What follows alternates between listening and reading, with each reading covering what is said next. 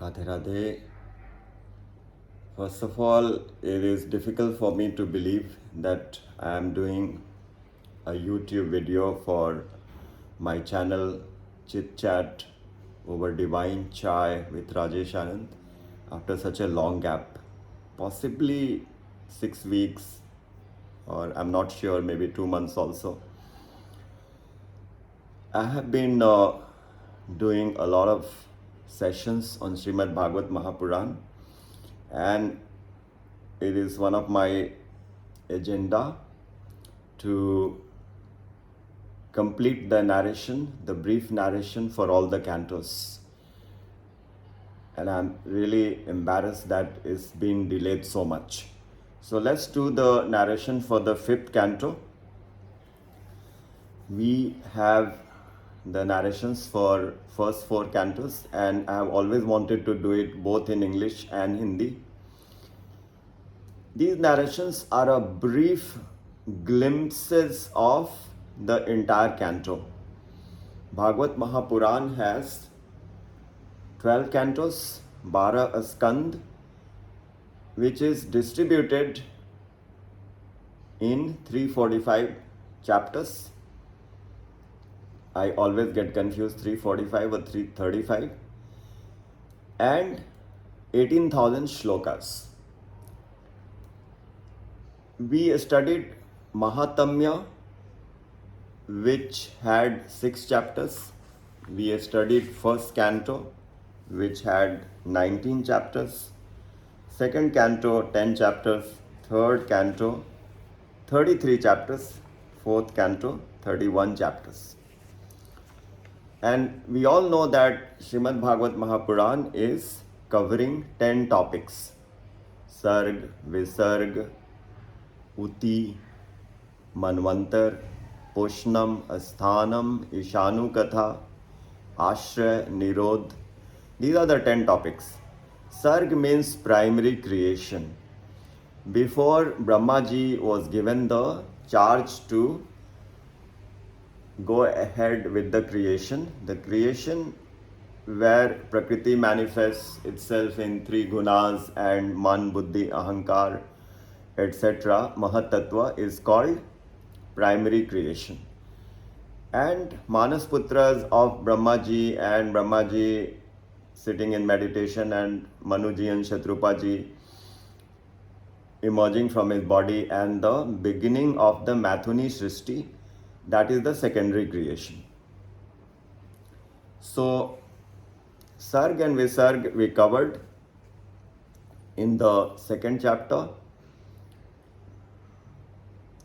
and subsequent chapters also, but predominantly second canto and the subsequent cantos also, but predominantly the first canto was about the background in which Srimad Bhagwat Mahapuran was written, the dissatisfaction of Vedavyas and the prayers by Mother Kunti, Aswathama killing Parikshit Maharaj while he was growing in the womb, Krishna going and saving him, birth of Parikshit Maharaj, how he meets Kali, and how Bhagwat Mahapuran is narrated to Parikshit Maharaj by Shukdev Goswami. So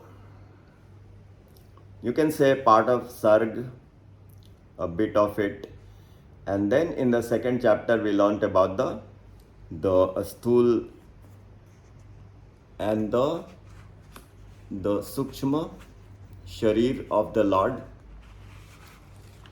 how to worship and meditate the gross and the subtle form of the Lord. We had also learnt about the 24 avatars in the first canto, and in the second canto we learned about the Leela avatar. In the second canto, Parikshit Maharaj also raised a number of miscellaneous questions, and the Chatushloki Bhagwat was also there in the second canto. In the third canto, Uddhav Ji meets Vidur Ji, and then we start learning about the creation, Manvantar, prayers by Brahma Ji of the Lord and the story of Varah Avatar, the story of Diti and the birth of Jai and Vijay, and how they were later born as Hiranyakashipu and Hiranyaksha. The story of Jai and Vijay and the birth of Hiranyaksha and Hiranyakashipu, killing of Hiranyaksha, and then the lineage of the children of Manuji Maharaj begins in the third canto. So the first, we learn about the daughter Devhuti, who is married to Kardam Rishi, and how Lord Kapil is born to her, and how Lord Kapil instructs the Sankhya Yoga to Mother Devhuti. And we move into the fourth canto, where the other two daughters, Prasuti and Akuti, are described. They get married to Daksh Prajapati and Ruchi Prajapati respectively. And from Daksh Prajapati, Sati is born, who is married to Lord Shiv. And how Veerbhadra destroys the yajna, and how Daksh Prajapati is killed because Lord Shiv is so angry. Parvati Ji, Sati Ji has immolated herself. Those stories we read in the fourth canto. And then the story moves to the lineage of the son of Manuji, Uttanpad, his son Raja Dhruv, and in that lineage King Vain, King Ang, and King Prachin Badhi. Before that, King Prithu, who is also the form of the Lord. He is an avatar. How he flattened the earth and made it more habitable. So when we say earth, we are talking about the Bhumandal, not the Prithvi, the small globe in which we live. In the story of Prachin Badhi, who was very much into Karm Kand, the materialistic Karm Kand rituals, Narad Ji preaches him, and we come across this fascinating story of King Puranjan, how he got married to Puranjani, and the story of Avigyat, and the birth of Prachetas, how Prachetas meditated and how Lord Shiv met them. And now today we shall take up the fifth canto, which is about the lineage of Priyavrata Ji Maharaj, who is the son of Brahma Ji. So Priyavrata Ji is a very austere sadhak, a spiritual aspirant. He is averse to going into Gadhasthashram, but then he is convinced by the Lord himself, Brahma Ji, and then the proposal is that he should get married, and he gets married, and the son Aghnidra is born. So in this fifth canto, we learn about Priyavrata Ji Maharaj. The most fascinating story about Priyavrata Ji Maharaj is that he created another son. Later in the fifth canto, we will read that the sun rotates about the pole star. So we have the Jambudvip in the center, in the Bhumandal, and there are 6 more Dvip, the circular islands. Dvip means Dvi and Apa, 2 bodies of water. So it is a circular Dvip, concentric circular Dvip, which keeps growing bigger and bigger. So in the center is Jambudvip, in which we live in the Bharatvarsh. There are 9 Varsh in Jambudvip, and in the center of Jambudvip there is a 100,000 yojan tall Sumeru Parvat.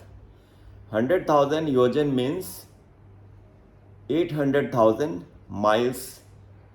That is the height of Sumeru Parvat, out of which 16,000 is embedded in the subterranean region, in the Patal region,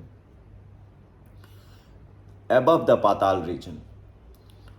And of course there are those 6 lokas on the top, Bhulok is the one on which we live, then Bhuvalok, then Swalok, then Janalok, Mahalok, Tapalok and Brahmalok. The 7 planetary system, including Bhumandal.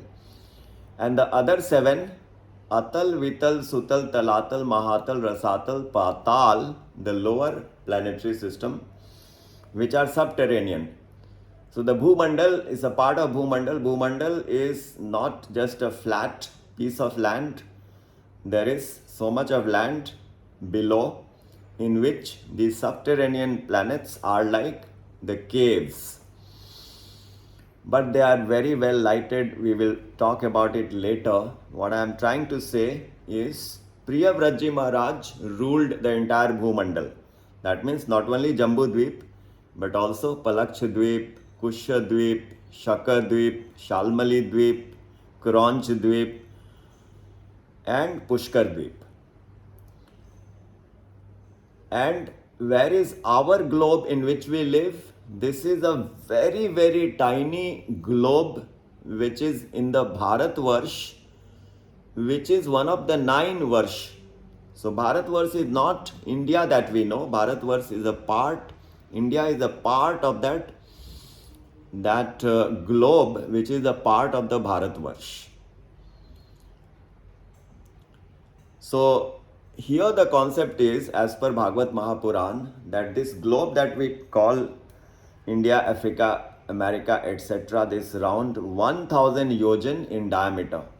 So imagine it is so small, even compared to Sumeru Parvat, which is 100,000 yojan.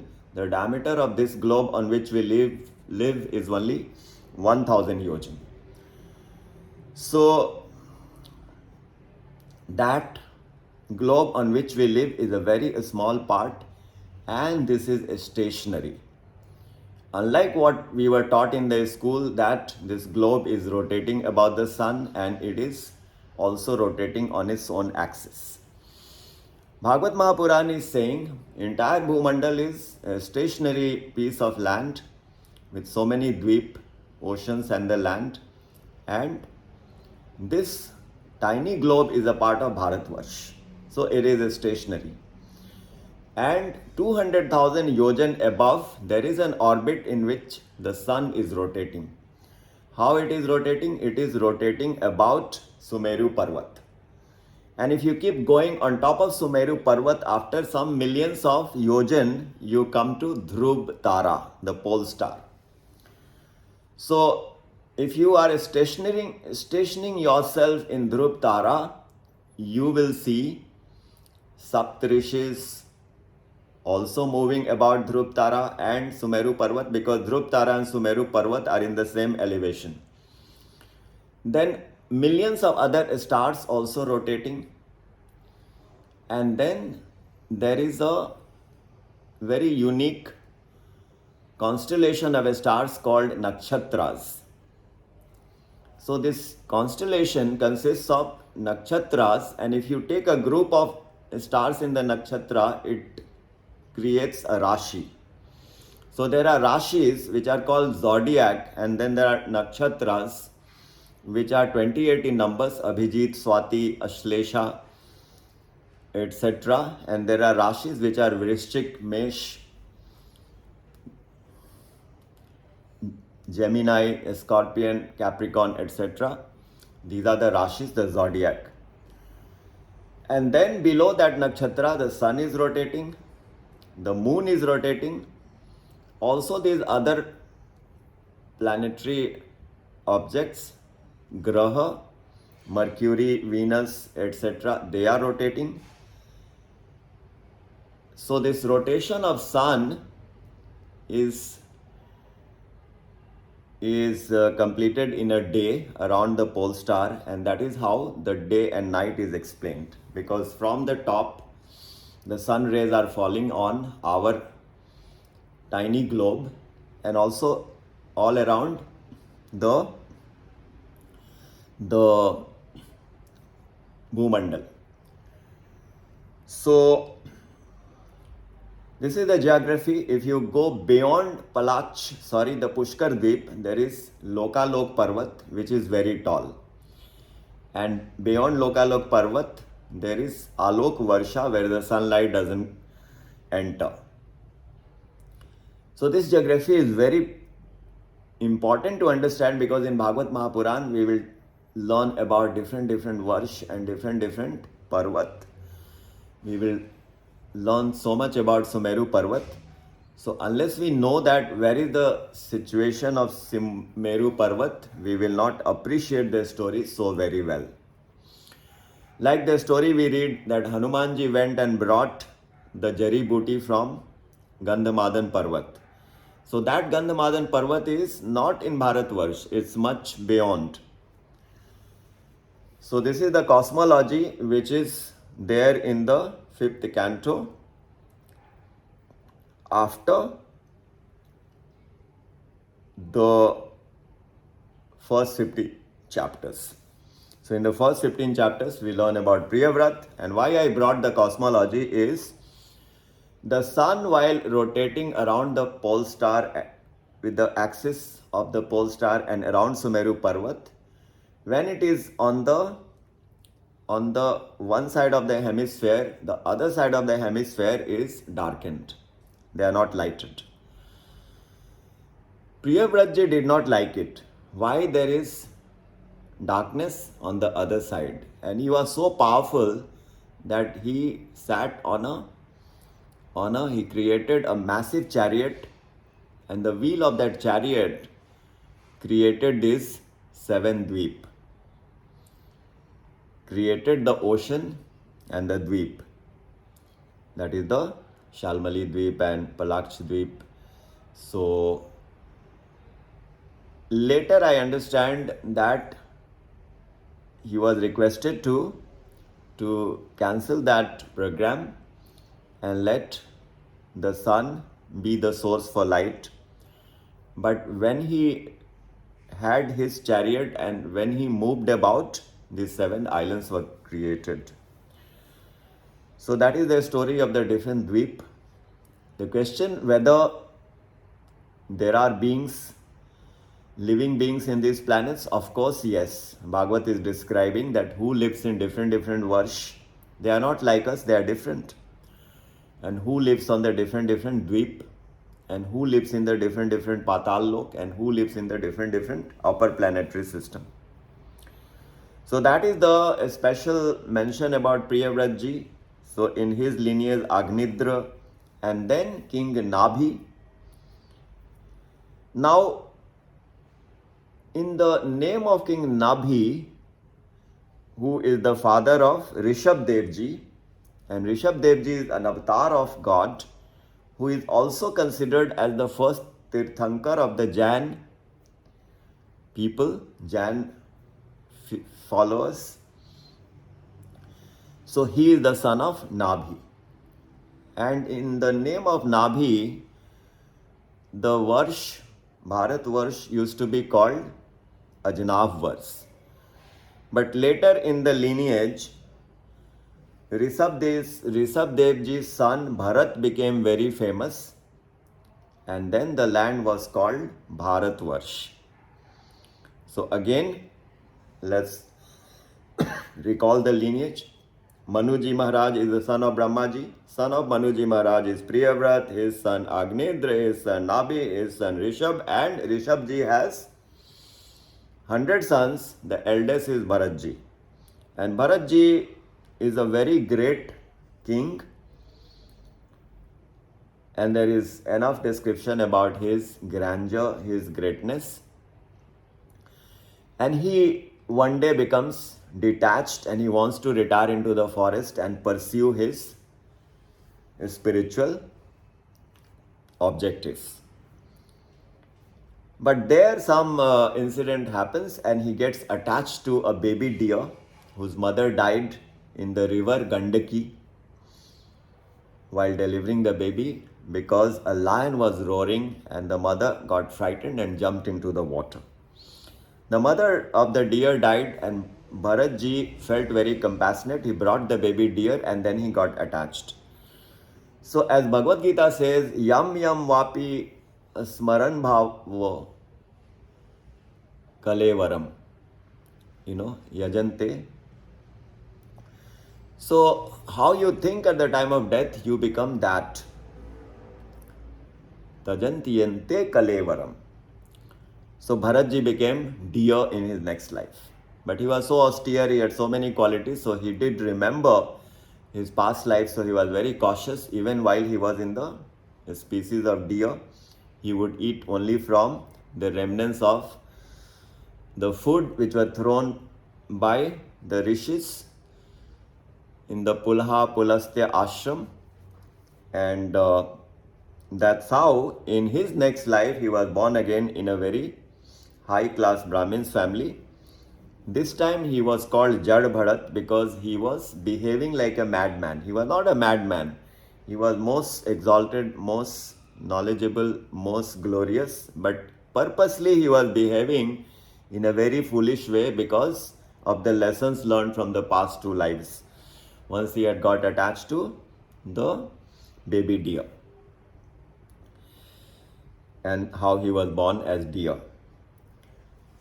Later, Jadabharat Ji was so innocent and he would not react. He would be considered a dullard and they would ask him to do menial jobs.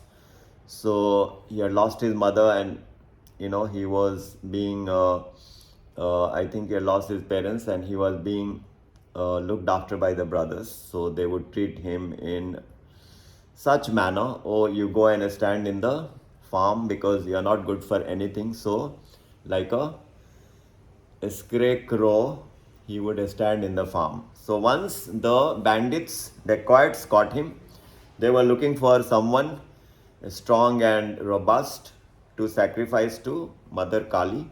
So he was caught and he was taken to the Kali temple for the sacrifice. So after bathing him and all, when they wanted to chop off his head, Mother Kali appeared from the statue and she chopped the heads of all the bandits and he was rescued. That is the story of Jadabharat. So once he was standing in the farm, King Rahugan, who was one of the kings in the land, he passed by in his palanquin and the palanquin carriers were looking for another carrier, a person, and they found this man is very suitable because he is strong and well built. So he brought him to carry the palanquin, but while carrying the palanquin, he was moving his feet in a very zigzag way because he was trying to save the ants and all. This angered the king Rahugan and he scolded him repeatedly, called him many names, and then Rahugan started hearing the response from Jadabharat and he spoke like the most learned person. He was learned. He started telling him about the soul and the spiritual science. O king, you are telling me you will hit me. What will you hit me? I am not the body, I am the soul. His preaching was so profound that King Rahugan came down from his palanquin and fell on his feet. So that is the beautiful conversation between King Rahugan and Jadabharat. And later Jadabharat, of course, he realized the supreme, and there is also the description of the lineage of Bharat Jee in the 15th chapter. In the 16th chapter, this cosmology begins in great detail. So first, Bhagwat Mahapuran tells us about the Bhumandal, which I just spoke. Then it talks about the descension of Ganga Ji, how when Vamanji had expanded himself, his body, his foot, his thumb, his toe touched the outer circle of the Brahmand and it made a dent and the water from the spiritual realm entered. And that is how it is described. Ganga Ji descended. First she came and settled in the mats of lordship there, her speed was reduced, and from the worship of by Dhrupji Maharaj and Saptrishis, etc., it came into the Jambu Dweep, and it got branched into different branches, and one part came into Bharatvarsh. That is about the descension of Ganga Ji and the description of different varsh within Jambu Dweep. So in the Jambu Dweep also there are 9 varsh: Kim Purush Varsh, Ramyak Varsh, Ketumal Varsh, Ilavrat Varsh, and in each Varsh there is a worshipable deity. For example, in Bharat Varsh the worshipable deity is Nar Narayan, and in the Kim Purush Varsh the worshipable deity is Lord Ram, if I remember correctly, and he is being worshipped by Lord Hanuman. In another verse, Lord Narsingh is being worshipped by Prahlad Ji Maharaj. And Ilavat verse, Lord Shiv is being worshipped, and or Lord Sankarshan is being worshipped by Lord Shiv. And in that Dweep, Parvati Ji has made such an arrangement that no male can enter. If a male enters, he will turn into a female. There is some incident about that. So all these varsh is described, and then the 6 Dweep, Palaksh Dweep, Jambu Dweep, all these dweeps are described in great detail. There are trees which are so tall, hundreds of miles tall, and the fruits are as big as we know the elephants. And the next chapter is about the six islands and the Lokalok Parvat and the movement of the sun and the speed. So this in nutshell is the story, is the catalogue of the stories in the 5th canto. We will take up the next canto in the next session. Radhe Radhe.